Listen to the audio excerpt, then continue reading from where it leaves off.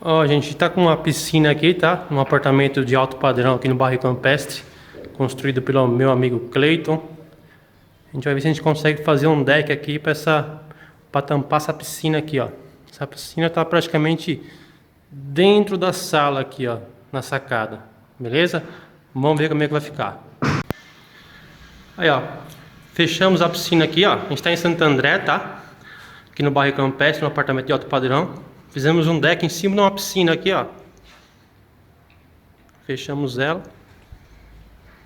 Aí ficou uma área aqui maior pro pessoal, dá pra usar aqui no quintal. Na realidade é uma varanda aqui, né?